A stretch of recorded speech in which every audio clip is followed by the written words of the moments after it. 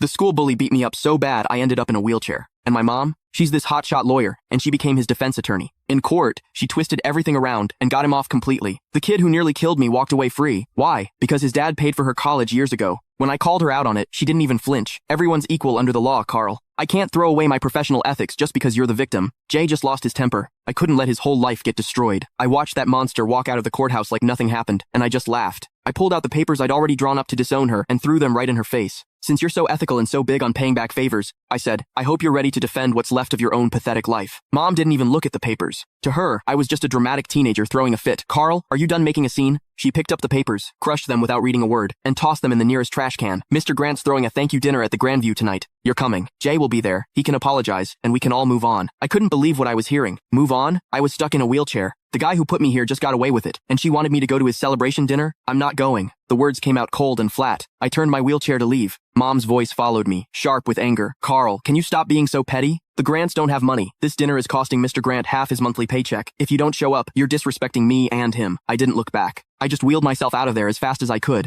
getting away from that suffocating courthouse. Outside, the bright sun made me dizzy. Dad's car was parked at the curb. He saw me and rushed over, looking nervous and worried. Carl, what happened? Did they convict him? Looking at this man, who's been a doormat his whole life, I felt completely helpless. He got off. Not guilty. Dad just stood there with his mouth hanging open. How could? Your mom said it was just a formality. She said she'd get Jay a suspended sentence at most. How did he get acquitted? I laughed bitterly. Dad, your wife is a star lawyer. When she wants someone to walk, they walk. Even if that person broke her own son's leg. Dad wrung his hands, clearly stressed. But she must have her reasons. That Mr. Grant guy really did help her. Stop. I cut him off. Take me to the hospital. I'm not going home. Dad hesitated, glancing back at the courthouse. Well, your mom just texted. She says we need to go straight to the Grandview. She said if we don't show, she'll cancel my credit card. I looked at him, 50 years old, and he lives like a dog. Mom controls every penny. He doesn't even dare talk back to her. Then you go. I pulled out my phone and called a wheelchair-accessible Uber. I'll get there myself. Carl, don't do this. Dad reached for me, but I pushed his hand away. Dad, if you still think of me as your son, don't go to that dinner. If you go, don't bother visiting me again. The car showed up. The driver helped me in. Through the window, I saw Dad standing on the sidewalk, torn. Finally, he sighed, turned around, and got in his car. He drove toward the Grandview.